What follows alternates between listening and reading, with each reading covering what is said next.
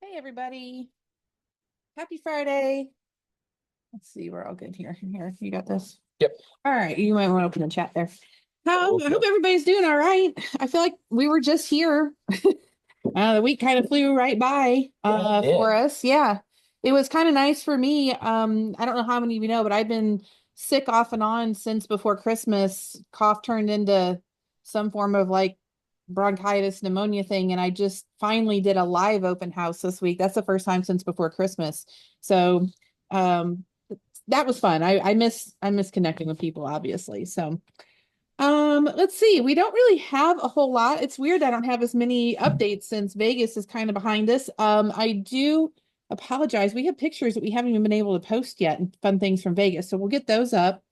Um, I don't think Tom is on tonight, but as a reminder, there is a link in the business school group for the software that Tom has been working on developing. Even if you're not ready for it and don't think that you need that, if you would, he's got a button on there to do a free trial period, and he really needs feedback. So if you just go in there and poke around and play with it and kind of use it like you would like you're using it, that would be a really big help for him.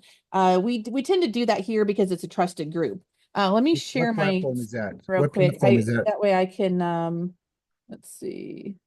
That way you can see what on his website. He has some really good stuff in here. So this is the homepage. He keeps it very basic, but if you go up here to features and pricing, it'll give you kind of like what his plans are and what he's going to incorporate in there. And then in the tutorial section, he's got really, really good stuff in here to tell you. The thing I like about his program that he's been developing is that it's very intuitive. You can push buttons and put text in there and it's going to work. The things that my biggest complaint of Repair Shopper and some of the others that are not made for sewing machines are not intuitive. It's kind of like you got to do a whole bunch of back end work to get your stuff set up. So there's all kinds of helpful things here. But if you wouldn't mind, like you're not locked into joining and using it, but he does have the free trial button here. And that way, if there's anything you think could be improved or changed, he would definitely appreciate that feedback. So I'll make sure there's a link in there, but it's not super visible. So I'll make sure that it's better What to see. platform is that in? Do you know, Andy? Is that for Mac and Windows, or It's an is it only app. So Windows? it's an app, so you can use it from Oh, anything. an app. Yeah, so it's not the downside is that it's not going to be like if you kind of have to log into it and use it, but that's because he's trying to keep the cost of everything very low and affordable since most people here um are not like big giant businesses. Do you have any idea what you're doing? Nope. Okay, Paul's poking buttons over here. Sorry. Um She's a Mac. I'm a PC. So I'm not I only have to use Mac because we do so many videos, but so yeah, so George, it's a really good there's not a lot out there. There's almost nothing specifically for sewing machines outside of full shop Okay. software that's not very affordable. So Tom's been working on this for a couple months now, and we are probably later this year, if we can get it all together, we will be incorporating where for those that are in the academy, we'll be able to go in and when you're working on a specific machine, the info on that machine, if we have it, will be linked to it. Okay. So there's a lot of really cool features. We just have to get through some of the early stages before we start doing that. So Alrighty. yeah. Let's see. Okay, I have something really fun. If Dennis is not with us tonight because he is in FOF training this week, which is awesome. It's kind of nice when one of our own gets to go and do some things. Dennis is where's Dennis? I don't remember where Dennis is. He's some Nashville? Yeah, I think he's in Tennessee, not quite Nashville. But he's been partnering with a quilt shop that's a small dealership for FOF, and the person that she had, I think, retired. So he's been working with her, and she was able to sponsor him to go to training to be his or to be her support tech.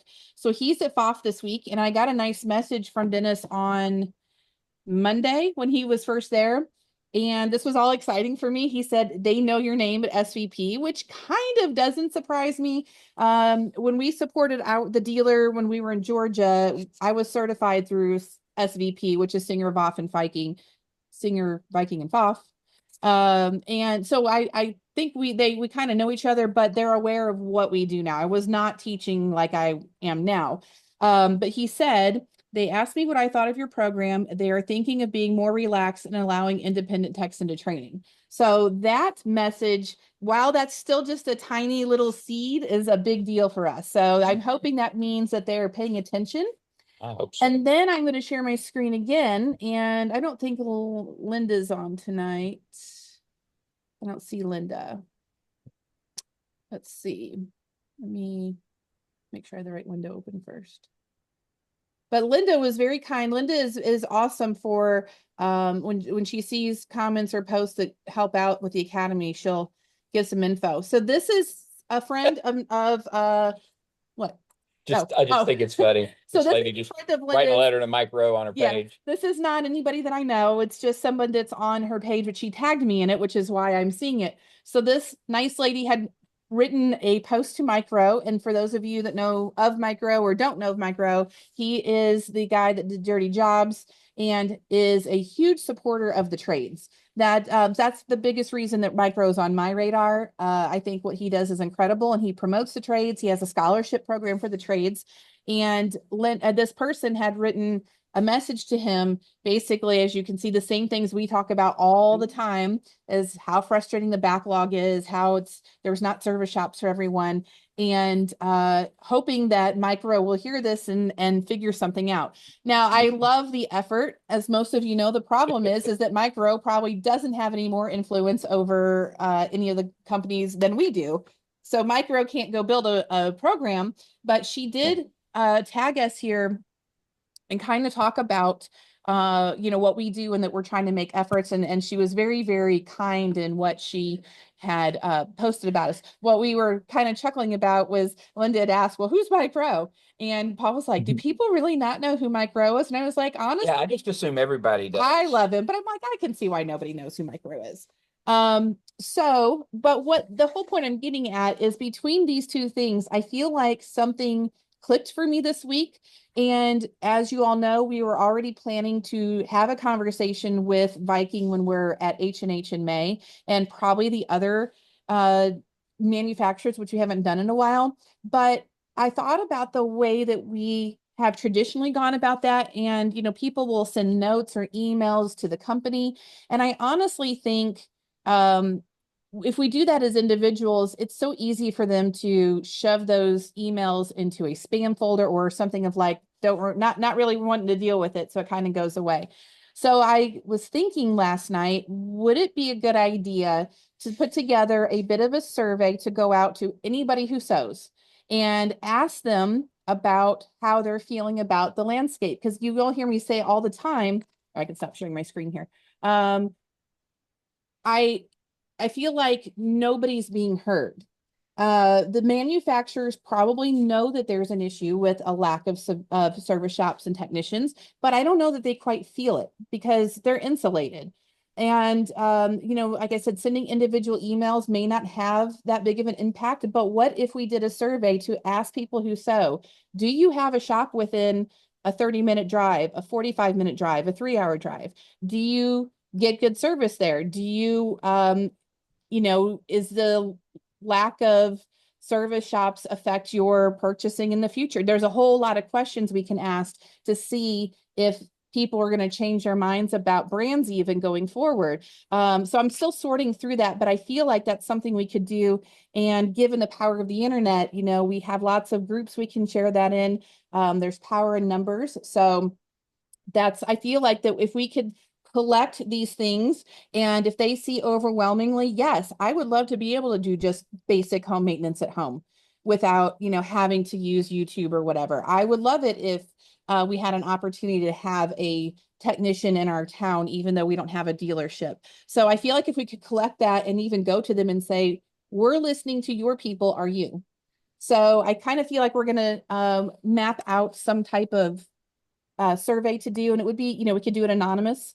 That way people don't feel like they're being tracked or followed or anything, or I don't know, people get a little weird about that. But I feel like that we're starting to think about how we can make a bigger impact Obviously for me, this is not a financial decision. It doesn't matter how they go about doing it, but we are listening to people and they are not. That doesn't feel like it anyway. So Andy, I'm I gonna, think, Andy, I think a good point with what you're trying to do, getting that, how many technician, how far away, Mhm, also how many, not just mhm, 10 miles away. It's how many? I have one that is 10 miles. I have two that is 50 and no more up to about 100 miles away than I know of three or four. And that's mhm, it. So yes, distance, but it's also how many are, so mhm. include that in your survey. I think that's also Yeah, because very we're going to pertinent. ask, I think we'll have check boxes that talk about the brands that they own and, and sometimes when Okay. you ask people for their feelings about things and they're frustrated, you'll definitely hear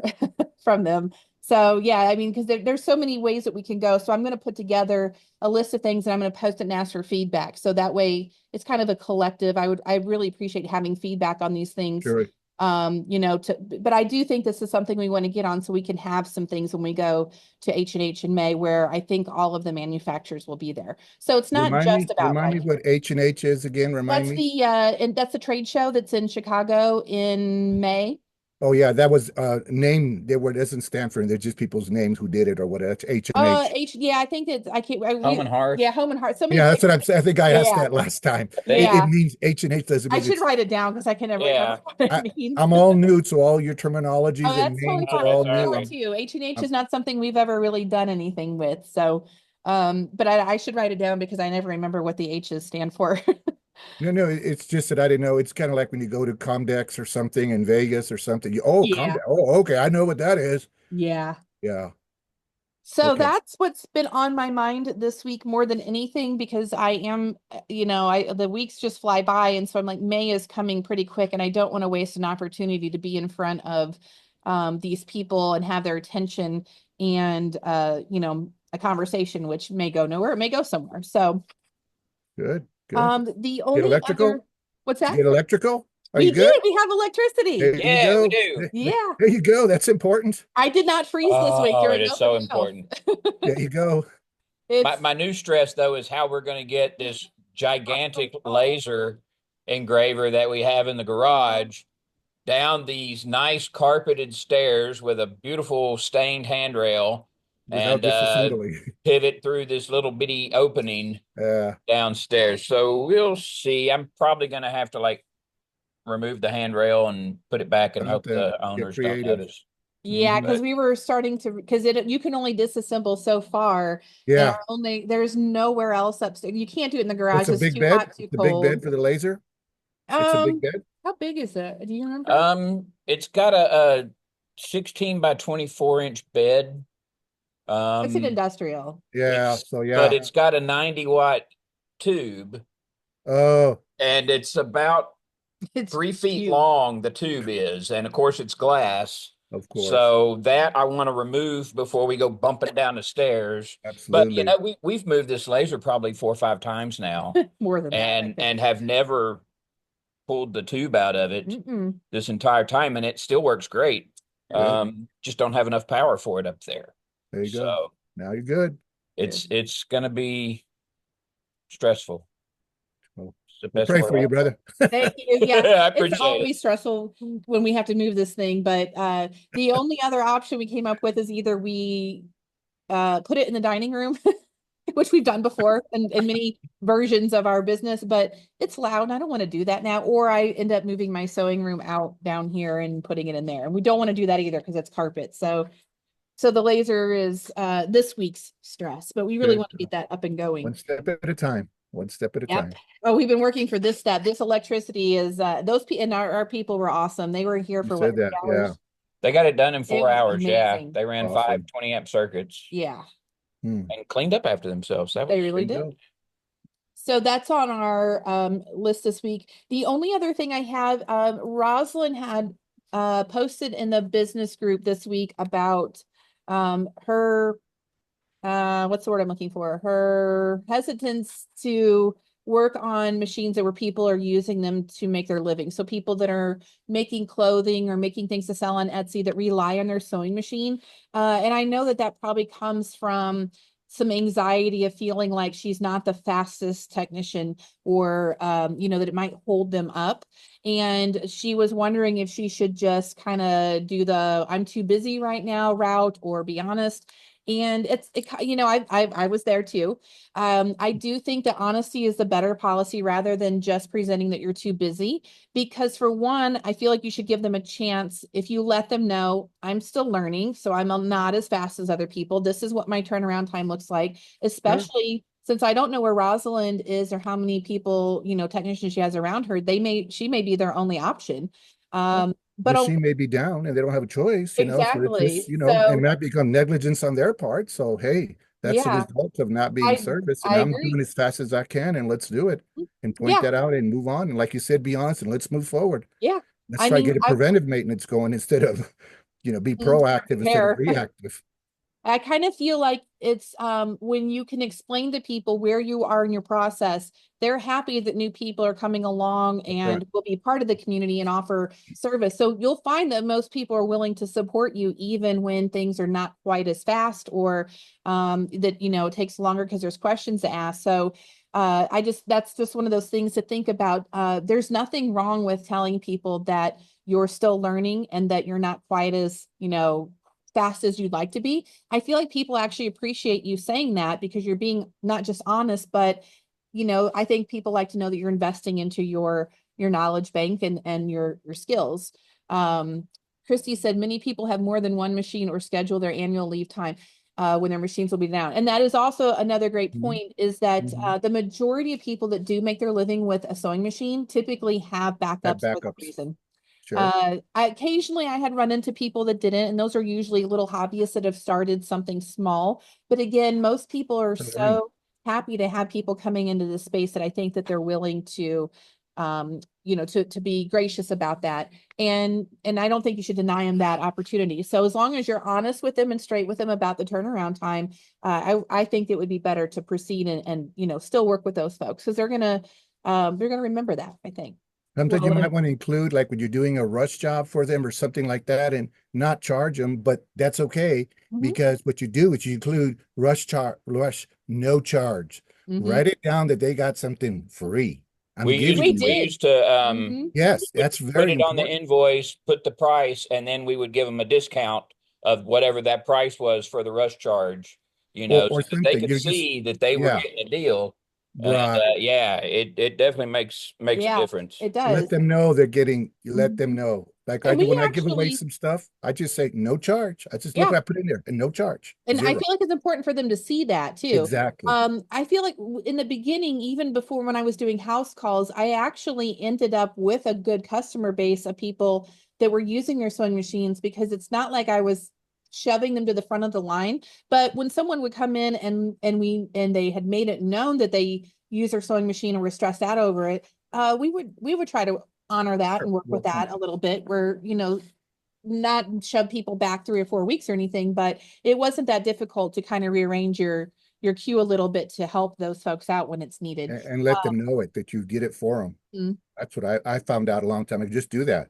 I yeah, would just give something away, just wow, no charge. No, I write it down. It's just here. I didn't even charge you for it. Look, it's here. No right. charge. That Exactly. looks Yeah. good. That looks Yeah. good. Amy said if they are coming to you, they aren't satisfied with the other options in the area, so they want you to be successful. That is absolutely true. And even, again, it could be one of two things. Either they don't have any money else, or they aren't happy with the other person, because There they you go. probably would have kept going to that person. That's a great point that Amy Mhm. made. Sure. Well, it also might depend on what is wrong with the machine. Like I had mentioned that somebody asked me, I've had a couple people ask me about sergers, and one lady said, well, it's broken. It's not going to get any more broken. So if you want to, That's true. try and fix There's it. your green light. Yeah. So I That was my way of approaching it as well, honestly. When somebody had a machine that was already broken, that wasn't working at all, I was like, look, it's already not working. What do you have to lose, yeah, and I Um, figure I'd if I Yeah. can't fix it, then at the moment I don't charge them, because I haven't done That was anything for them.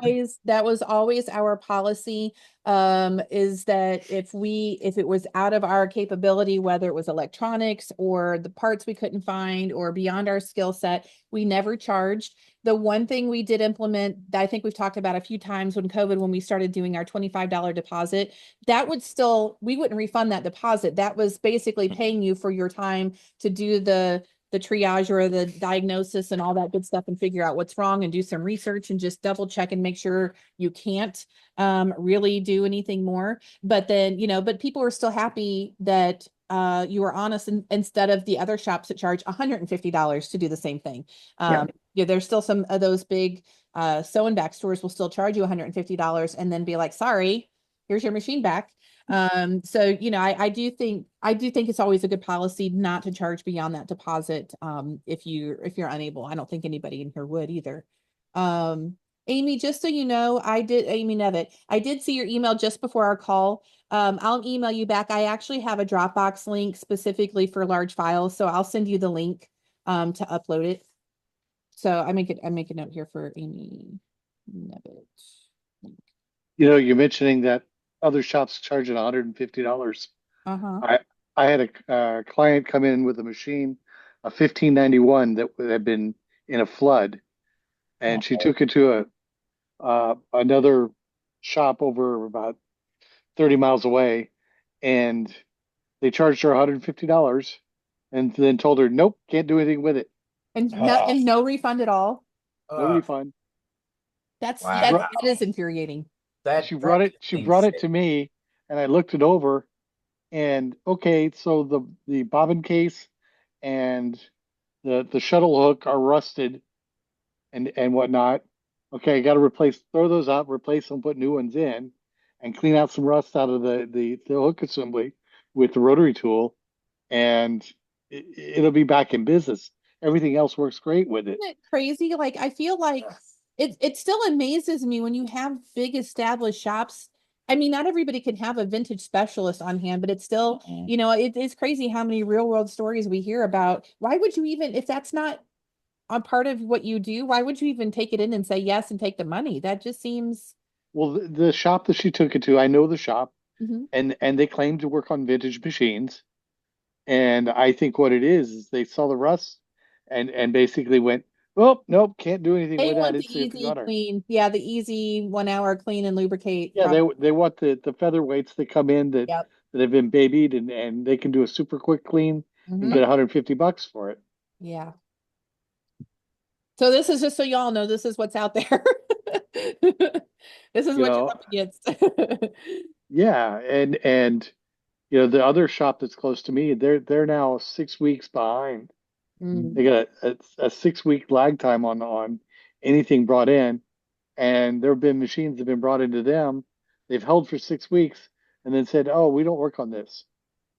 What's crazy to me? I mean, things happen. COVID was an exception, so I'm trying not to factor that in. But I mean, we were always honest. I mean, we even had in our last year of having a shop, we still told people our restoration queue is like 2 years back. And like, okay.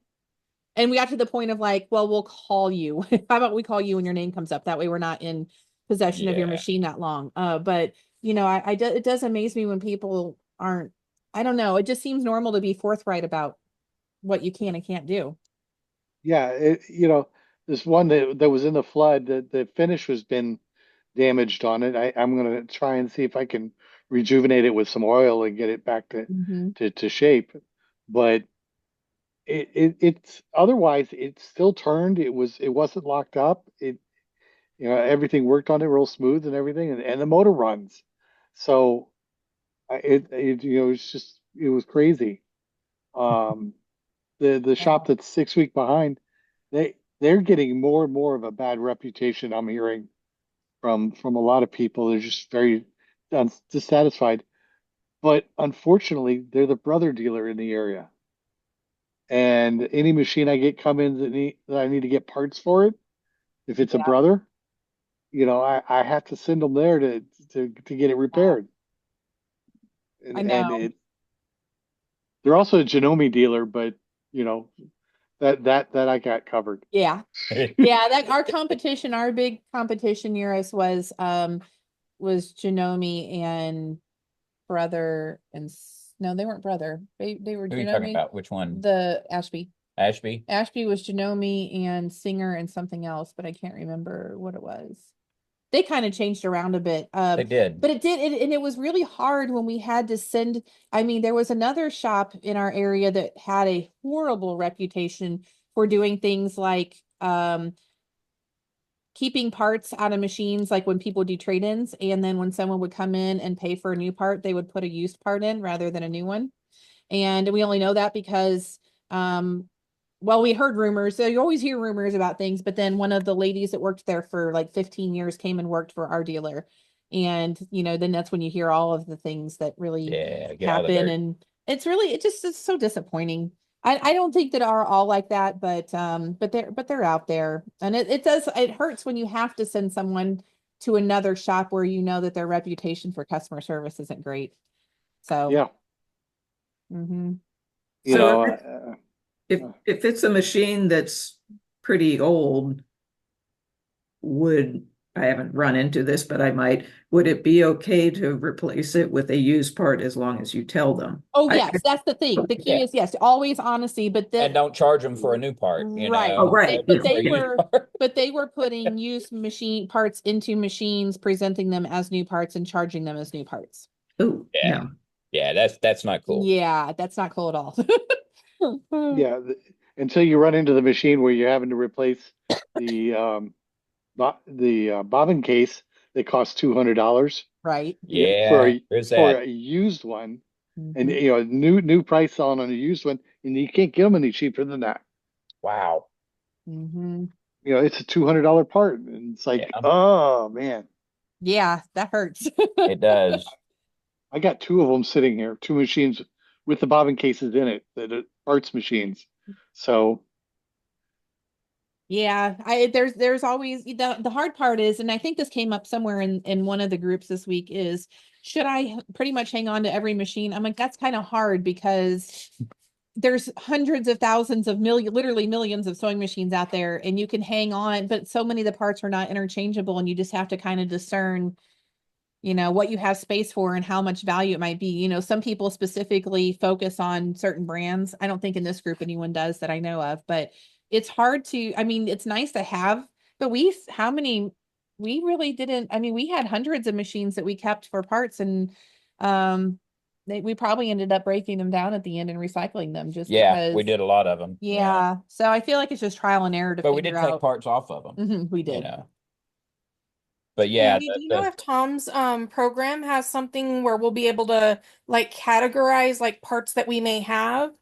Yeah, I'm pretty sure he left almost everything custom. I would definitely oh, Tom's on here. I would definitely poke around in there, but I'm thinking I remember that you're able to set up your inventory in there. And also he left it on the invoice too, where you can fill in whatever the part is and part numbers and all that and add it too. So yeah, we're trying to think of every little thing we can that can be included in that to make it as customizable as possible and easy. That's the key.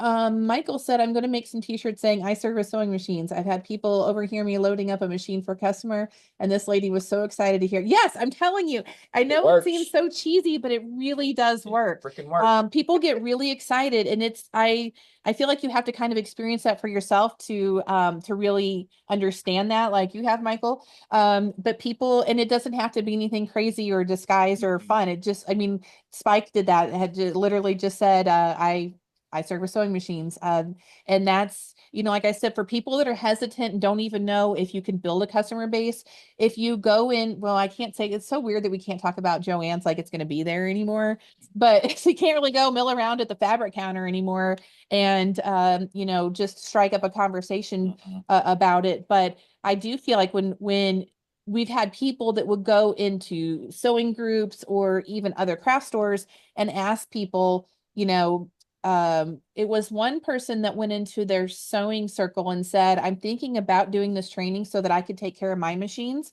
but would you be interested in helping me finance that so I could take care of your machines. And people were overwhelmed with responses on, yes, absolutely. So the need is so much greater, and I see it all the time on my ads where people are like, well, the problem is no one sews anymore. And we all know that's not true.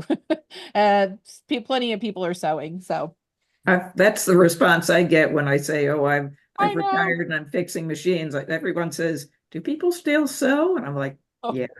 Yeah, they do. lots of them. I Hey, I think just opened a quilt store, so I mean, exactly. Gotta hope they so, right? Or at least use fabric for something. Let's see. I answered Amy Nevitt, and then I could also always loan them Yeah, I'm one of not my sure extra what's going machines, on. and maybe they would, yes. Amy Winstead does this quite a bit, or has. Having so Amy is like me, she's partial to the Kenmore 385s.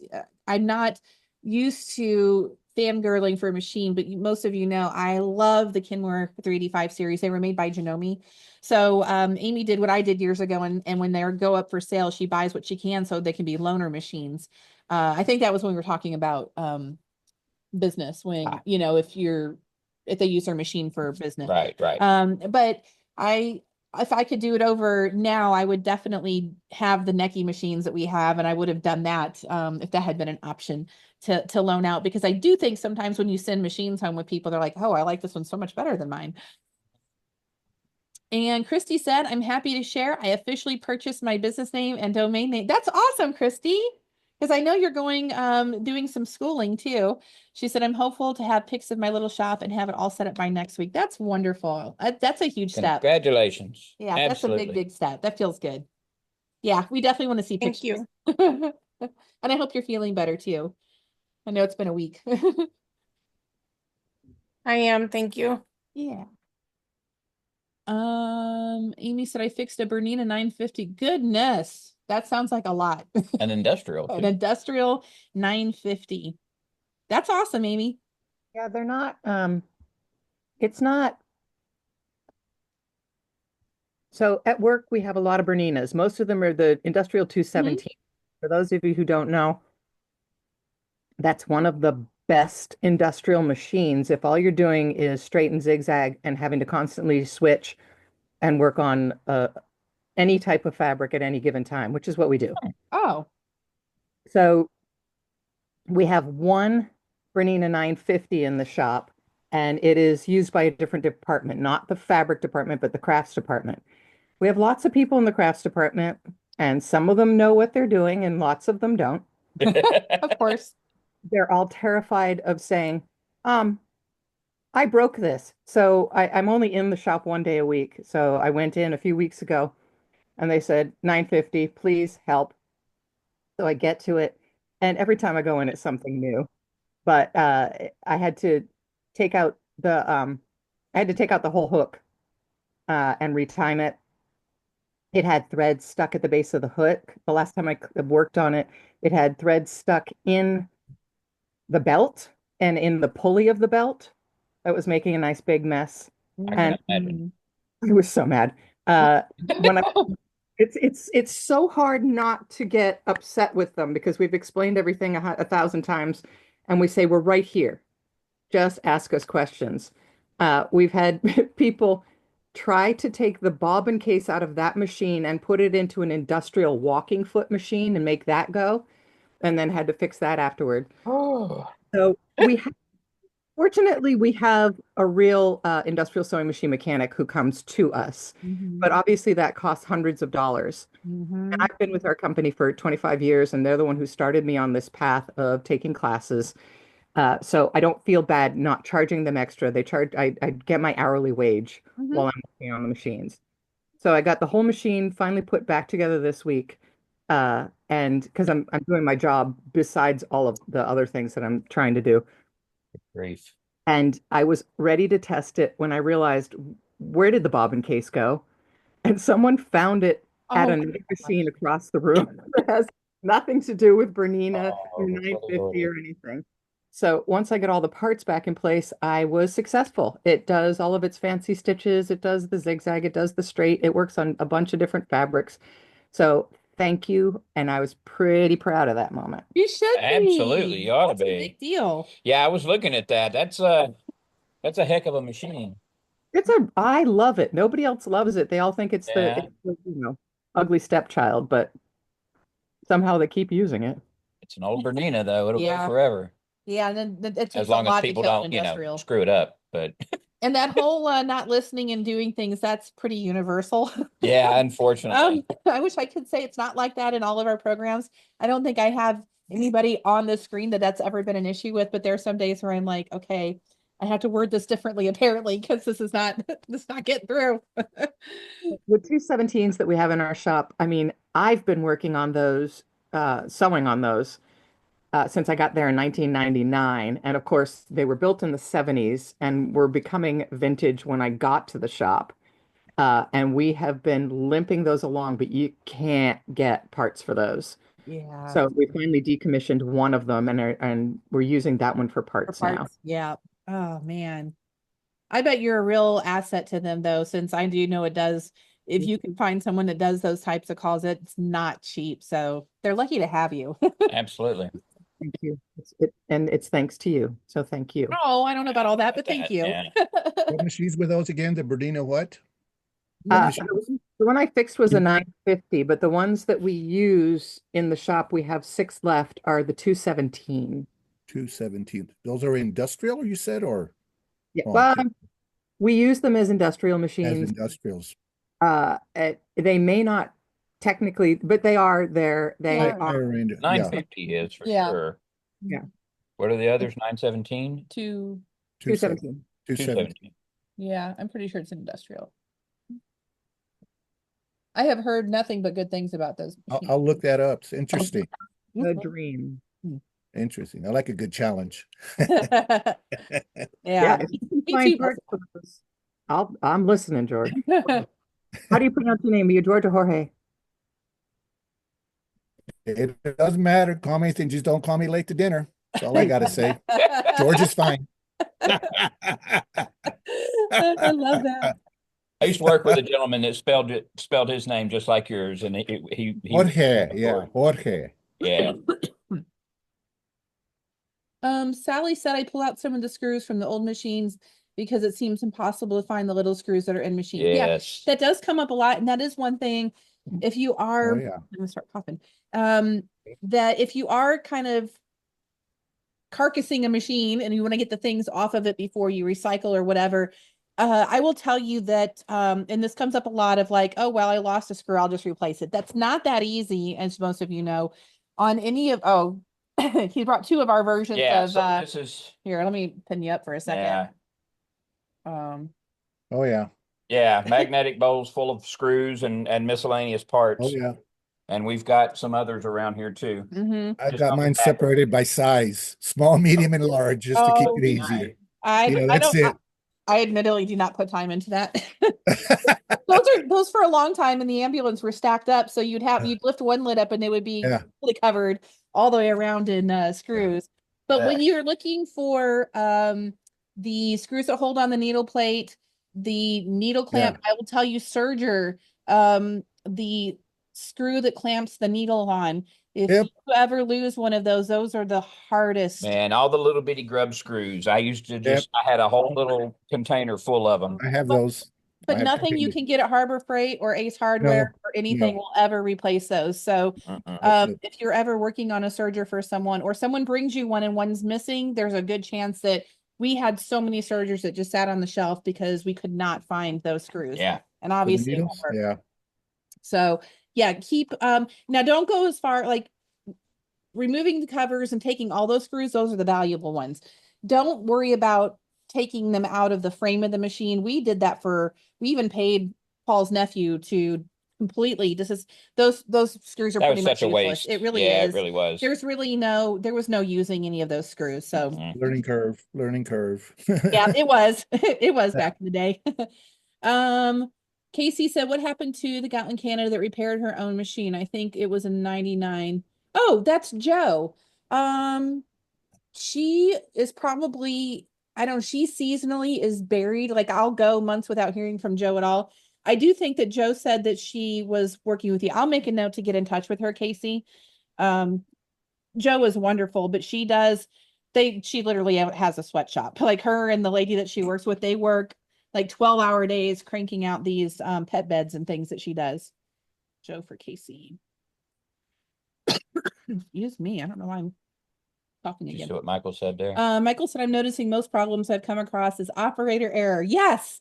Thank you for y'all when speaking up for that, because we do Yep. get a lot of new folks that don't believe me when I say, Oh no, it's when timing. people would It's timing. or It's when got to people be their come in timing. and they're like, my machine is broken, and I'm like, it's probably not broken.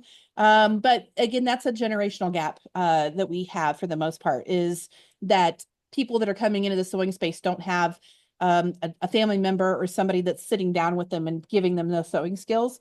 And excuse me, And the manual stuff. excuse me, and YouTube too. Yeah. So That's not a generational thing. That's just, oh, it's you know, overall. it's Mhm. overall. Yeah. I've had two customers come in, in the last week where one, I basically looked at the machine and said, it's threaded wrong. Let me show you how to thread this.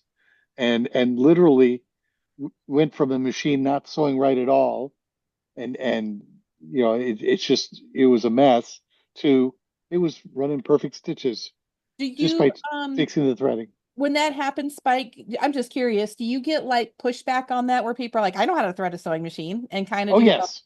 Oh okay. yes. Yeah. Yes. And she was like, this is the way I thread it. Blah, blah, blah, blah. And I was like, and this is why it's wrong. Looping around the upper tension, a full Mhm. rotation around it actually increases your tension a whole bunch. Oh my goodness. Yeah. Not capturing the take-up spring Mhm. like you're supposed to means that it doesn't pull the thread taut like it should, and you end up with a mess. So, here, let me show this, I'll show you how to do this. Yep. Set it all up. We plugged it in, and it stitched out perfect. And she was like very surprised. Yeah. You Yeah, know, this is kind of just to give y'all on the other side. When I'm working with ads and promoting for the academy, this is why it gets really difficult to have conversations in the ad comments, because we don't really do major repairs, like other than vintage, but like in the regular sewing machines, we don't do repairs. The problem is that the customer thinks their machine is broken. So it's like I have to word things in like we solve issues. So they're thinking it's broken and want a repair. And yet we don't repair, but we know what the issue is, usually the user. So this is kind of like the conundrum I'm always in. And an open house, I often talk about that, about our list of things you're troubleshooting. And when I started doing guild lectures years ago, the very first time, I think I may have told you this, but the very first time I gave a lecture on Know Better, Sew Better, of how to improve and have a better sewing experience, better habits, this lady approached me and she said, I've been sewing longer than you've been alive. So I don't know what you could possibly teach me that I don't already know. And that really got into my head for a long time, because I'm like, well, she's probably right. And then I got to the end and she approached me and she said, I'm totally wrong. There are so many things here that I didn't know, and I don't know it would make a difference. But that's the hardest part about coming into sewing for someone new that we're still seeing, is that they don't, you can't just throw the thread and the needles and things at the sewing machine and just kind of wing it and it works. It's got to be exact. And sometimes getting that through to people is really hard. We used to get people that were defensive a lot. Oh yeah. Oh yeah. Yep. I had a long arm customer that on the phone trying to diagnose her problem, and she swore the timing was off, and her machine was just ruined, and she was so upset about it. And you ask her, did you replace the needle? Oh, yeah, I did that. Is the needle in right? Is the scarf in the back? Is the groove in the front? Maybe turn it to maybe about 5:30, 5 o'clock. Mhm. Get it adjusted, all that. None of these things work. It still wouldn't pick up the bobbin thread. It's like, okay, fine. We've scheduled me to do a house call to go and figure out what her problem was. The next morning, she calls me up and says, I changed my needle and it's working now. Yep, that sounds about right. All right, well, that's a $50 charge. Yeah. Yeah. Well, and yeah, exactly. Well, it's, the thing about it is, in her case, I didn't go out, nothing, no harm, no foul. It's all good. The person that came in that I did the threading, this is for everybody else to hear. I did charge a bench fee for that. Yeah, as you should. And that's the thing is like you're still and the thing that Paul and everybody in my life has always had to remind me, they're not just paying you for your time, they're paying you for your knowledge. Because they could Right. just as easily be on YouTube and Google and searching things out and going through hundreds of videos to find the thing, but you've made the solution instant for them. So that's something I've always had to remind myself is it's not just your time, it's the amount of time you've put in with that knowledge. Right. Yeah. So, from a business perspective, I could have just fixed it and sent her on her way, Mhm. but it was kind of one of those things. No, I decided to charge a bench fee for it because that was exactly, Mhm. we put it there on the table and I diagnosed the problem. Yep, that's exactly it. Well, and it's like a one-on-one lesson for a few is. minutes. Yeah. So, Mhm. Yep. Yeah, people pay good money for one-on-one lessons. Yeah. so Yeah. after you showed her that it worked, did you then unthread it and have her do it? No, I did not, but her husband said, when you get home, take a picture of that. Mm-hmm. Yeah. Her husband was I with had her. customers would sit there and videotape while I showed them how to thread a machine and set it up correctly so that they could go back and watch it later. We also used to, if somebody said it's a new machine or whatever, it's new to me, we get a lot of people that bought a machine off Marketplace or whatever, and it was new to them, and they're like, I'm not sure I'm going to know how to thread it. Before I was finished with it, I would thread it up and tape both ends of the thread so that the thread stayed in the machine also, so that they could follow that. So that's Yeah. another option too. But we used to let people video all the time and Yeah. take notes and all that because I want them to have a good experience. So yeah. Yeah, I get a lot of customers, they've picked up a machine off of Marketplace or, it came from somebody in the family and, they're just getting started with it. Yeah, and that's really A intimidating. lot of time it's worth it. Oh, go ahead, George. No, I'm sorry. Oh, it's okay. I was just saying You that just okay happens. to let them do that. So happy that you let them do that. Yeah, yeah, it does. It happens a lot. You let them do it. You're there to help them, and they record it. They go home. You Yeah. still have trouble. Then they'll call you back, but at least they know you were working with them, and then it's okay. Well, there's a little bit more in there, and again, it shows your expertise, and again, you're willing to help them out a bit. But yeah, let them record it. Sometimes they don't help them, but you're not going to tell them that. You go right ahead. So Yeah, I know I let them do that. It doesn't really.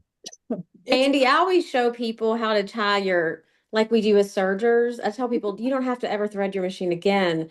If you just tie your new spool onto your old through, lift your pressure foot, and just pull it very slowly through, because then you'll see it go through everything it's supposed to We've go had a through. lot of older ladies we did teach that with. I did have to remind them, you still need to change the needle though. Don't sew on that needle forever, but Yeah, and it's not going to go through the eye of the needle, and you got to have your pressure foot up, yeah. but ooh, that'll save because some of those machines are hard. Those Japanese machines, Yeah, they're like they are. crazy. They're hard, and again, I'm coming from the instructor point of it. Really? I tell them, I'll show them, go ahead. Yeah, I show them that trick, but I said, no, know how to do it because one time it's going to snap. Then what? So yes, you can do it, Yeah. but every now and then I want to do that. Teach them. The more you teach them, you're not going to hurt you. They'll come back to you. Yeah, we get to see that also when people were used to either using modern machines and then kind of got into vintage and started collecting, like, oh, this is a whole. And so we try to teach in concept of like all sewing machines are basically the same. The path just looks a little different. So Exactly.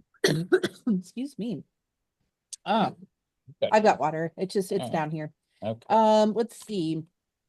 Yeah, and so Michael said, I'm noticing most problems I've come across are operator error, pretty simple. Oh, thing. yeah. Yeah. And I like that won't always be it, but that'll. Right. And Carrie is servicing her first modern customer machine this week. That's awesome. Yeah. What I always tell people is when you see something, again, I think I mentioned it last time, I'd say, what do you know? Look at a machine and tell me what you know just by looking at it. What do you know? Oh, it's a top feed. It's this, it's so many functions. Here's the reverse here. If you know all of those things there, then we can start going. But if you just look at it and say, Well, it's a sewing machine. Wow, we're gonna have a problem if that's all you know. It's what do you? And I always try to teach that.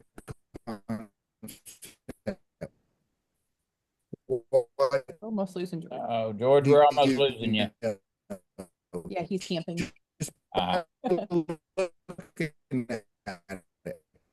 His signal must got really bad there. yeah. You're frozen. If you can hear us, George, you're frozen. Go ahead, Carrie. That's one thing I really love about what George was talking about, like looking at a sewing machine and realizing like, oh, I know kind of a lot about that sewing machine just by looking at it. Like, Yes. I can tell what kind of bobbin it takes. I There can tell you how the go. needle needs to be inserted just because of where the Exact- hook goes. And Yeah, Yeah. inspect it and tell you. Yeah. yeah. Yeah. That's So I had a customer contact me and she said, my mom gave me 7 sewing machines. Can you service them for me? Oh, that's I was like, awesome. okay, sure. I'll do Sure. that for you. You bet I can. And 2 of them turned out to be modern machines, and a third modern was an embroidery machine. So I said, absolutely not on the embroidery.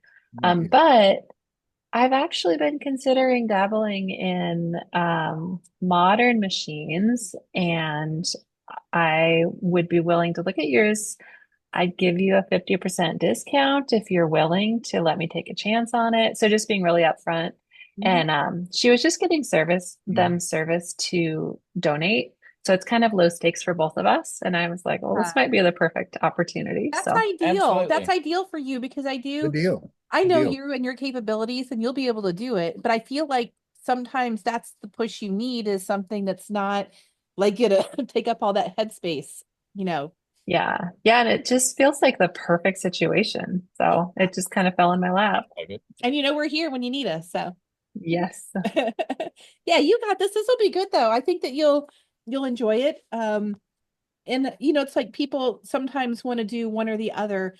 And when you're building a business, it's really hard to just commit to because no matter what, people are always going to bring you, both vintage and modern, it seems. So I'm excited. Yeah. Well, and you gave me a taste for how quick a modern machine can be. Because, I man, you know. open up a vintage machine and I just want to clean for hours and hours and hours.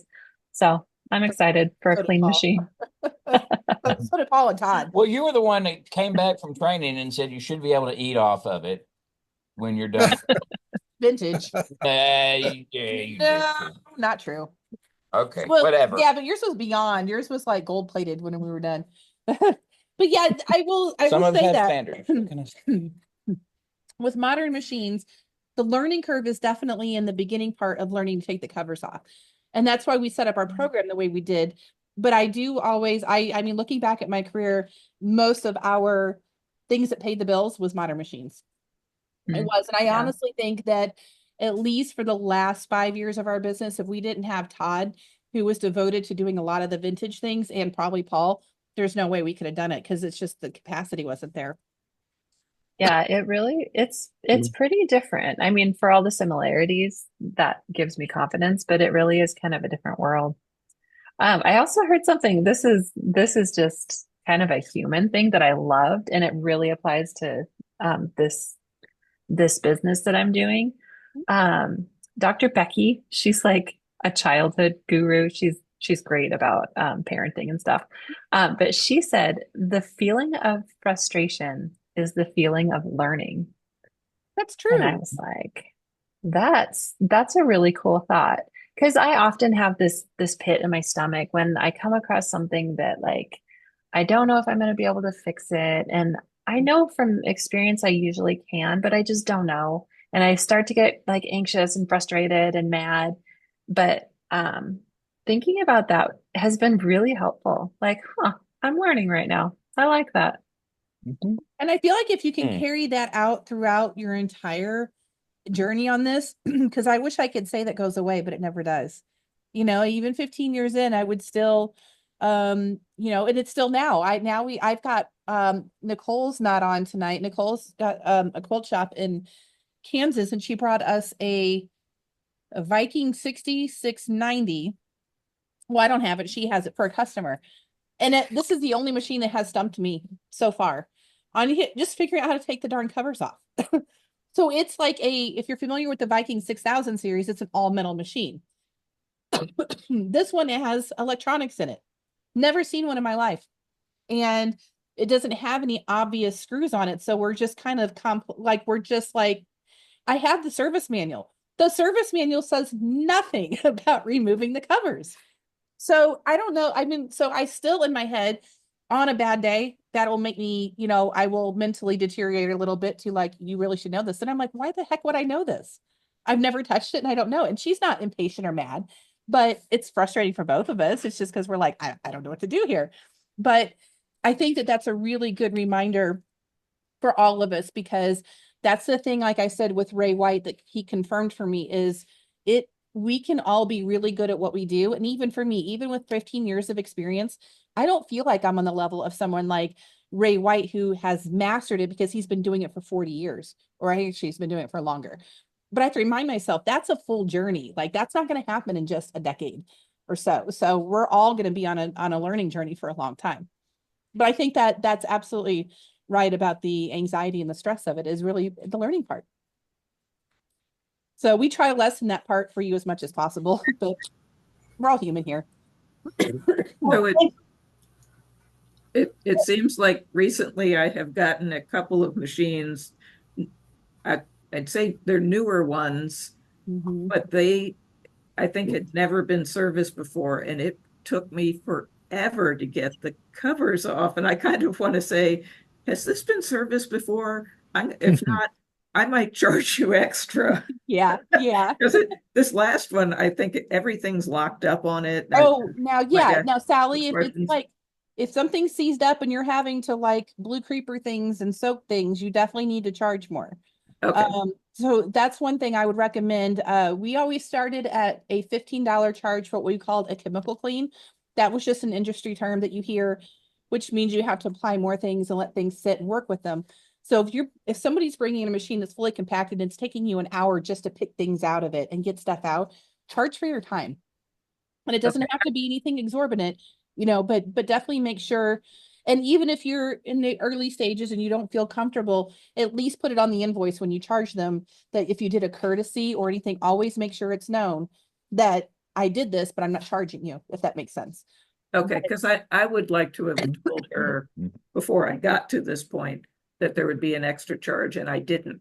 So I'm not going to charge more. I get it. I'm not really busy, Still but put it on the invoice. Still put it on the invoice. Okay. And show that you did it. Show what the value you think would be, and then just mark it as 0. We had written in on our form, I think, that of anything up to $15. So if it was a motor belt or that was under $15, or a chemical clean, or some type of extra thing, as long as it was under $15, we basically gave ourselves permission to go ahead and do that without contacting the customer. If I had time, we would still contact the customer out of courtesy, but we kind of had that written in. But yeah, I would, that's just one of those things I would keep in mind. And I always took pictures because I think it's important for the customer to know, not for shame, but for education, because I say it all the time in my ads and in open house. People think they self-service their machine, and they don't. They take off the cover, take out the bobbin case, clean things around there. Some people use canned air. And who was it? I think it was Barry Whitmer, had a machine. It was an older computerized machine, but it kind of was, it's almost like the lint on the computer board was keeping it together. And so I wish he had taken pictures for his customer to see how bad it was. But yeah, there's nothing wrong with charging for your extra time when that happens. And I definitely encourage it. I know. I don't know what's happening here, but Yeah, that's like my cough's coming back. you got me worried. Yeah, I'm fine. Okay. Let's All right, well, moving on. Hey, what do you mean? Yes, Casey said screws involve thread size and pitch. That's exactly it. That's why Ace Hardware is sometimes helpful, but not usually. Yeah. Let's see. Amy said part of my business includes selling parts and accessories that I have gathered over the years. Trying eBay, it seems like it's so, honestly, Amy, we have the same situation. We are trying to figure out, we've got tubs of parts over here. And it's like, if we probably took the time and listed all that, we would probably see some money, but I don't even know if Maybe. it's worth it. So we're probably just going to use it for you guys. Yeah. Yeah, that's what it The was. other part of my message, which is in another, is Oh. that part of that was a find in an estate sale last summer. And I I got a bin of parts and Oh pieces. my. And that bin it was actually 3 bins, but we put it all back into one bin. And I got it for $100. And one of the items in there is a 301 bobbin that's in beautiful condition. So there's my money made back. Yep. Kidding. Another thing that was in there was industrial sewing machine needles. 168 different classes of needles in there, most of them labeled, but I don't know what machines they go to. So I've done it's Oh. 10,000 needles literally. I counted them all. Oh my So, gosh. so I have an entire inventory on a spreadsheet. And then I was looking for, I don't want to try and put needles for sale without being able to say, yes, this goes to that machine. So I just put out hey, does anybody know where I could find a publication that would tell me what needles go to what machines? And this guy was just like, yeah, sure, I'll send you something. It's 7 books. I printed them out at work today because I don't have a printer that would do all of this. And I think it might be all needles that have ever been made. So if you're wondering what needle goes to what machine, I might be able to help you at some point. Wow.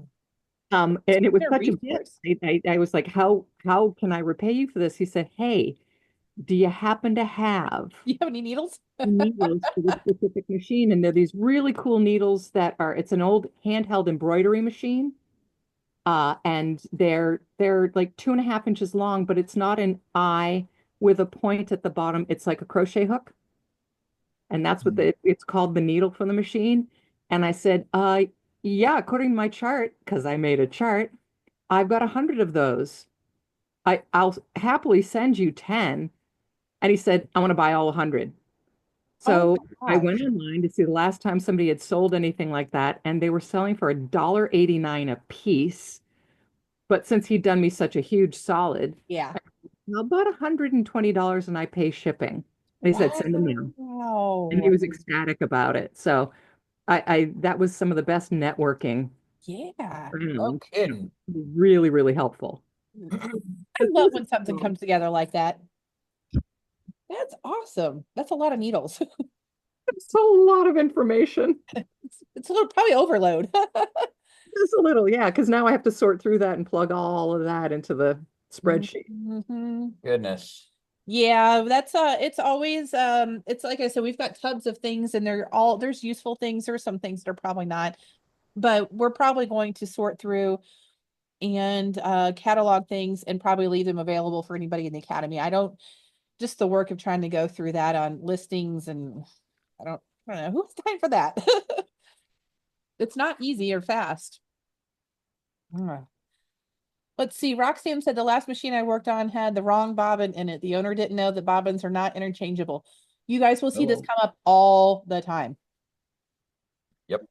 Especially if people have more than one machine and forget, or we do this example a lot in open house where people kind of get bitten by a bug and when yard sale season comes around, you could buy a machine that's got 20 different bobbins in it, or with it, or 20 of the wrong bobbin, or that's why we do a lot of bobbin conversation here.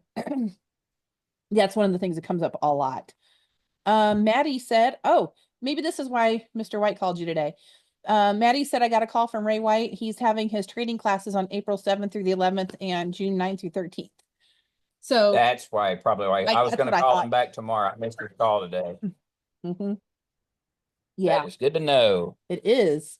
Veronica said, I think my lack of sewing knowledge is what has me dragging my feet and taking on other people's machines. Other than a couple of 4-H sewing pillow projects my grandma helped me with and the want to start quilting, I don't have much sewing know-how. I totally understand that, Veronica. This is pretty common. It says I'm pretty good at figuring out mechanical things and working on the modules. So I don't know. I'm trying to still do it for next week. If not, it'll be the week after. We're still trying to get everything caught up from when we were traveling for Vegas, especially in Remove Your Covers. But just so you know, Veronica, we are going to do a session for all students in the academy. But it's with all of you in mind that are working on business things to kind of go over sewing basics. So not just, you know, the test sew, but a lot of the habits and things that I feel like are important that will also help you with your customer. So I'm also been in touch with a couple people that teach sewing classes, but I've also kind of felt like there should be, it's not something I can take on, my plate is full, and that's not really my realm, but there's a couple people that are considering doing a very, very low cost, like a $10 thing, where they will teach people who are learning to be technicians how to have, you know, good sewing knowledge. I feel like someone else will translate that better than I do. I have great tips and things from a technician standpoint, but when it comes to practical sewing, I do think that the more that you know about sewing and those things, it helps you and the customer. So we're working on some resources. I think this is a big need. So this is something we're working on pretty aggressively in this first quarter, moving into second quarter. What level do you need to know about sewing? I mean, I think I've handled the mechanical part. I don't know how to sew. I can run a straight stitch, run zigzag. Right. And that's the thing, is And like, I don't really, expect up to what level, you know? I think but I think one of the reasons that people that already sew kind of move through it quicker is you can hear things differently. You can feel things differently. If you're an avid sewist, you can tell immediately when something's just, I'm not saying with the machine, it could be with the fabric, the thread, the needle, all of those things. So, you know, we do a very basic test sewing procedure that uses a universal Right. needle cotton thread. I And saw so that that already. does rule out things, but it's kind of like, I feel like if you're more experienced and know, you know, like for me, I get people that knew that I could be a free motion quilter, and they would bring me machines because that was my thing, and that was the issue they had. But I feel like it's not a problem if you don't know how to sew, or we're not, you know, not making garments or anything like that. But I think that knowing the way that specialty stitches should look, how they're Oh. formed, so that you can tell if something's off. There's just a lot. I feel like the more you know on that side, the better your experience is in figuring out why is the machine doing this. So, you know, if you're skipping stitches, it's, I don't know, I feel like intuitively as a sewist, you know, a little bit better. So we're kind of sorting through that. And a lot of that, you know, we have people that come in our programs that don't want a business, but are still new to sewing. And I do think conversely, working on your machine also builds a better relationship as on your sewing side. So we're looking for a way to marry the two to be a little bit better. I'm trying to learn, but I mean, not my priority. I'm more on the mechanical Exactly. side. That's for me personally. But I think that's really the heart of the issue, George, is that not most people that don't know how to sew, that want to do the mechanical part, don't want to like sit down and make things. And I don't think you have to. I just think that it's good to know, you know, that there's tips and tricks and things. You know, like I can't, it's still crazy to me how many people don't know that you need to thread the machine with the presser foot up. You know, and why or how. So yeah, and those are usually the people that have been sewing for 40 years and want to tell me that. Those are the ones. Those are the Yeah, ones. they are. I'm already good at So- teaching. I've already taught classes, and I tell them right up front, I don't know how to sew, but I'll tell you what issues you can prevent having and what to do when you get these. Mhm. And like you said, listen to your machine, because many of the sewers sew it, they hear it, and they keep going. Mhm. They keep going Yeah, until it When I goes used to out. teach, when I used to teach free motion quilting, that was the biggest thing. If you hear something that sounds like the machine just hiccuped, don't keep going, because I can guarantee you with free motion quilting, it takes you 10 minutes to put thread back in and hours to take it back out. So Roxanne said, I seem to get weird brands of machines, and I have appreciated when the customer has the manual so I can see how to thread it and if it requires special settings to make certain stitches. I don't think owners ever read the manual. They don't. Some do. But the bigger issue we're running into now with modern machines is that either they come with a manual that's on a CD or you have to download, and a lot of people aren't going to do that. The manuals themselves have gotten to be pretty horrible. They're not, I can't count how many manuals I've seen over the last 10 to 15 years that just say bobbin. They don't even tell you what bobbin the machine uses. And that to me is the craziest. I don't know why that's like that. So that's why we want to kind of incorporate a lot of things in, because that's going to help you help your customer. Not that it's your job to sit down and make sure they know everything about the machine, but that's also a good $25 revenue stream to give them a 30-minute sit down. you know, and make Yeah. sure that they know the things that the manual's not going to tell them. The genomics I are think that it- way. Yeah. Yeah. I think Yeah, it goes back. Yeah, go ahead. I'm sorry. I was just gonna say genomics are that way. They expect you to use Janome bobbins, Mm-hmm. which are, it does take a specific Janome bobbin. Yep. It doesn't, not a class 15 or anything like that. So, but the manual doesn't say anything. Hmm. So what I was saying again is, as long as the technician thoroughly understands how a stitch is made from the beginning to the end, it don't matter what machine he has. Mhm. It's if you understand how it's supposed to work, how it Right. works, how a stitch is formed Yeah. from beginning to end, and then just adjust per machine, of course, Mm-hmm. of course. But I mean, it's all right there, so you'll know where to start looking at this end or that end, beginning end or whatever. Again, what do you know? What do you know? I will That's my say, having worked the front desk at our shop for as long as I did, Mhm. Help having desk. sewing, well, I did the check-ins and all that stuff and dealt with the customers face to face. Having knowledge on sewing different fabrics, different types of Yes. construction and things of that nature does help you troubleshoot quicker. Which ironically is not my skill set. Right. But you're right. You're right.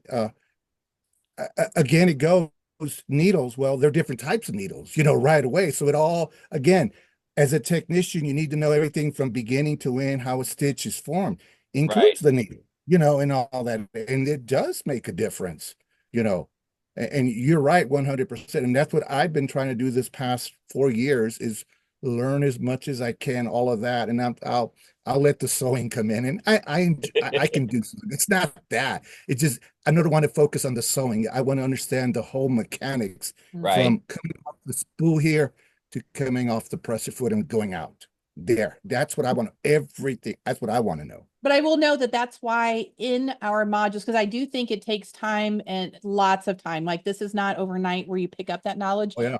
Thankfully, Oh, no. Paul has more experience in working with different fabrics and things than I do. But that's why we have a very methodical test sewing method that narrows it down to a Yes. specific needle, a specific fabric, and a specific thread. Because no matter what your customer is sewing on, as long as you are doing that, you can remove the machine as the issue. So that at least gets us closer. But I am always a fan of knowing as much as you can about sewing. But I don't expect your Right. average Okay. person who doesn't want to take on sewing as a hobby. That's kind of unrealistic too. Yeah, absolutely. Yeah. To Veronica's point, Mhm. I wonder if you could become close with one of your customers and do a trade. Oh, that's a good Goes suggestion. well, and you're going to be servicing their machine. Can you say to them, hey friend, I Yeah. sure would like a couple of lessons on how to sew. Do you think we could do a trade and I'll service your machine for you? There you go. The barter system. Sure. Mhm. Yeah. Great. Yeah. One of the things that'll be in this presentation I'm going to do on our Know Better, Sew Better does give more information on thread and why it matters and needle types and sizes and how you match those up. What I used to run into a lot with our customers is we had a lot of people that have been sewing and have always done the same kind of sewing and then had to go to a new machine and realize that, back in the day, it's like Finicky. people were raised that you never touch the tension dial. But that's because we had usually one type of thread and maybe 3 different types of fabrics and different machines that didn't have those tolerances. But in 2025, if you walk into, Fabric Warehouse, you've got how many different types of fibers in there now, and then how many different types of threads and how many different types of needles. And so, that's one of the things we had people that just really they had that built up fear on adjusting or touching anything. So, yeah, so so there'll be a lot of good stuff in there. But like I said, I am not an expert on different types of fabrics and things. So Paul got to I guess educate himself quite a bit. And we learned a lot from working with people on different Oh, fabrics. I absolutely. enjoyed that part. Sure. 'Cause when people love what they do, they're willing to talk to you about it for a long time. So Mhm. That's why we're here. why we're here. Roxanne said getting into those plastic covers and sometimes putting them back on takes more time than servicing them. That's true, but keep in mind when you're first starting, all of them feel like they take forever. I promise it will come faster, and that's one reason. Someone had recently asked, I think it would be great if you would put the oiling points for every single machine with the module. And I'm like, first of all, that's impossible, not happening. But second, we do teach intuitively on purpose, because the thing about sewing machines is that even though taking the cover off of a Pfaff Tiptronic is completely different than like a Janome 3160, you know, when you're getting used to it, it's just like the screw that's in the needle bar. That screw is probably going to be on every single front cover you have to take off. You're going to have to loosen that screw. You'll start to notice the pattern of the way it covers, and you'll get to the point where you can look at it, analyze it, and kind of figure it out. And that we do that on purpose because it comes with time. And as much as it takes time to learn those, and this is why we did our program differently than anyone else ever will, is that we're trying to do those instruction sheets so that you're not spending 3 hours just sitting there poking at screws and trying to figure it out. But it still is usually faster than your standard vintage restoration. So it kind of evens out. There are days where I don't even talk about through COVID, but where I needed to get through 8 machines in a day and I could only get through 3 because, you know, same thing. It was taking stubborn covers off and trying to figure them out. But I would say most of the time it kind of evens out. Then you have days that you think you're going to get 5 done and you end up getting 8 done. So, you know, that was when we were doing high volume, but overall doing the maintenance on modern machines comes out to be faster as you get going. Going back to that oiling point on those machines, impossible to know. Again, in how I look at it is, where does oil belong? When do I need to put it at what point? So if you know where friction is and where you'll know, you just start turning the hand wheel. Look, that's what I teach. That's exactly what I mean. What we teach. You know, so you don't need to be a manual. Yes, it's nice for a manual to tell you that, but if it's something come with no manual, what do I know? This is moving. I need to put oil. If it moves in there, it's metal, let's put oil on it. But if you trained yourself to rely on having someone feed that to you every single time, you will never speed up because your mind is already trained for someone to tell you that rather than taking the concepts. And they're not difficult. There are when you're new, but so that's what I had to gently educate on is like, this is why we teach this way, because I can't put in, you know, every single point for every single machine. Exactly. No, and it's not doing you any good because if you want to do this long term, you really need to let it become part of your whole makeup there. Give a man a fish, feed him for the day. Right. Not a fish. That's exactly it. That's my philosophy. Casey said there are also vintage sewing Facebook groups. Yes, there's lots of resources on the learning these things too. So thank you for that, Casey. Kat, I don't really know. He's in Missouri.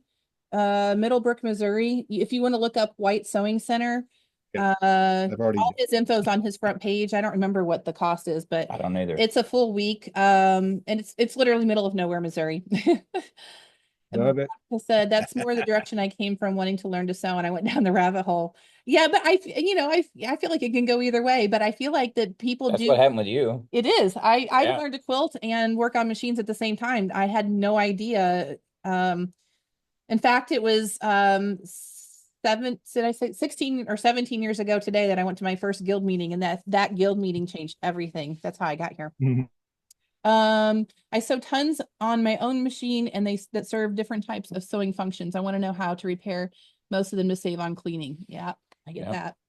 And Roxanne said there's a lot of manuals available on the Vintage Sewing Machine group and Facebook. Yes. I really don't. I have gotten to the point where I pretty much don't even go into the sewing machine groups. I used to help out in all of them a lot, but now it's to the point where everybody just wants to be right about something, and it's really just not worth the time to do all that.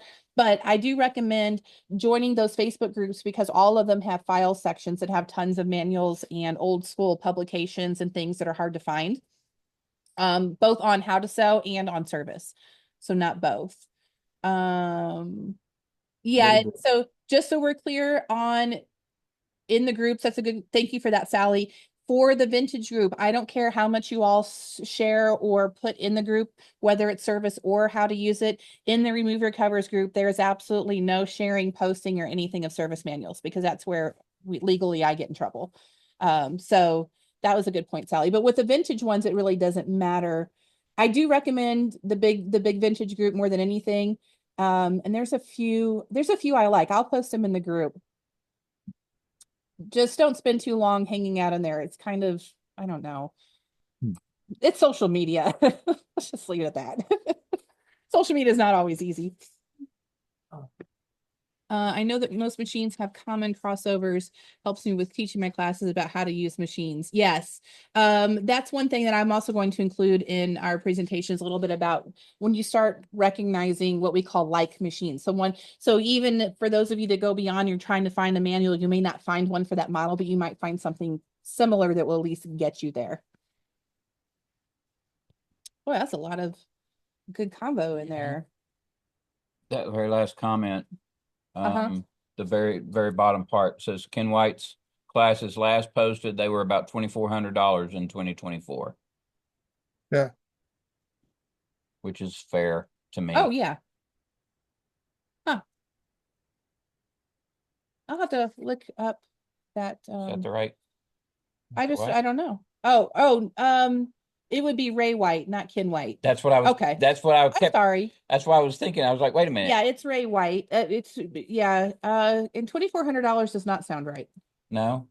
Hi. I don't know. I've never. I could be wrong. I don't even know if I remember looking at his pricing. I don't know either. It's a curriculum, not a course. It's a curriculum. Yeah, if you ever get a chance to work with Ray, I think this is the last. I don't want to say this is his last year, but he's definitely, I mean, he's in his 80s. He's such, his brain is working, it's firing so much faster than mine. Just to sit in his, I don't want to put him on a pedestal, but to sit in his presence and listen to him talk about the things that he knows and the things he's done is just incredible. I'm hoping we'll get to interview him this year, because I feel like his story needs to be a little bit more known. Is he talkable? What's that? Is he talkable? Can you reach him and talk to him, or? Yeah, he's very old school. There you go. Like if you're There going to you go. register for a class, you're probably going to send a check with a form. Same thing if you want to order his time engage, which we taught in Vegas. It's a great tool, but you're going to have to send a check and then or a money order, and you'll get your tool back, which I respect that. It works for him. Sure. Yeah, do you see anything about pricing? Not yet. I'm looking. Maybe he did. I'm not sure. I don't remember, but I'll put a link up. He is wonderful. Yeah, Middlebrook, Missouri. I think I looked it up. Yeah, he is. It says, I just looked it up on his last year's registration form. That makes sense. He said I think those are the only 2 sessions he's doing this year, unfortunately. Hey, Andy. Uh-huh. When he spoke to me, he gave me the 2 dates, and he also said that the class is going to be $24.98 for the week. Okay, that's good to know. So he did. I did speak to him, and he emailed me all the application. I haven't opened up that application yet, but he said he gave me those 2 dates in April and in June, and since June is my birthday month, can't make any commitments. So I most likely will be going to the April one. Yeah, he's wonderful, and he does let you bring your machines and whatever you want to learn about them or work through, he'll do that with you. His space was, I was really kind of envious of his little setup out there. And to be surrounded by all those Elnas was really something. So I would love it if you go and you let us know how it goes. Paul was going to try and make it, but that's really hard for us to, for either of us to leave for a week. Yeah. And it's not, I mean, you can commute every day, but maybe in June. Yeah. I don't know. We'll I'd let you go on my birthday. But you know, hey, by the way, back to something we talked about at the very, very beginning, H&H. Oh yeah. Actually, I looked it up. I finally found it. It stands for Handicrafts and Hobbies. There you go. Thank you. So yeah, handicrafts and hobbies, not home and hearth. I think we found another one that we thought was that H&H. Right. And that I had to go to their page for their stuff in Germany. I think to actually find where it said what H&H stands for. It'll be interesting. From what I understand, it's still very yarn heavy, but If Yeah. all of the sewing machine manufacturers are going to be there, that's the ties are shifting a little bit. So we'll be Yeah. there. It'll be That's the interesting. old IT side of me and acronyms and everything. That's the IT side. Yeah. Nope. Mhm. And I Yeah. can't go forward until I know things like that. That's how I am. I told you, Andy, that Genomi's announcing a concept machine Oh yeah. there at H&H. So I know. I may have tried to do some Googling to see if I could find anything at all. There's nothing. So Nope. I want to go just for that. they came out to us dealers. I'm intrigued at what a concept machine from Genomi means. That's interesting. Yeah. Don't Yeah. Google it, there's nothing.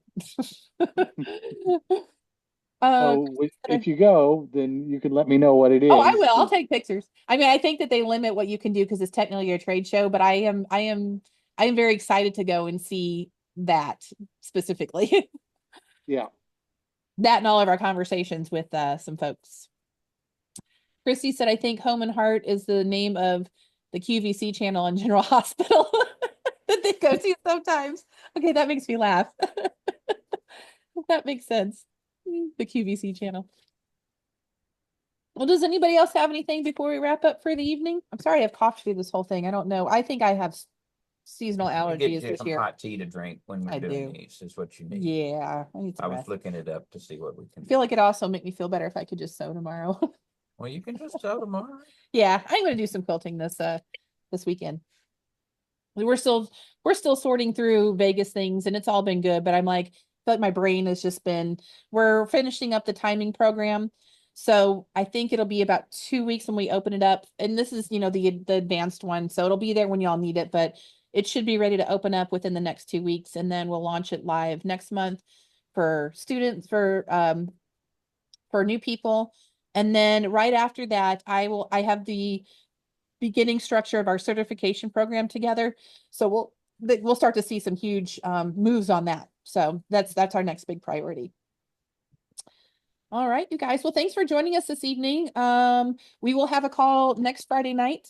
And I think that's all. It's really weird. We don't have a whole lot on the calendar right now. It's very nice. So I don't have anything exciting, but we will see you all Friday and Paul will be live on Wednesday, right? Yep. All right. We all have I a good hope so. weekend and let us know if we can be of any help. Thank Bye, you. everyone. Everybody.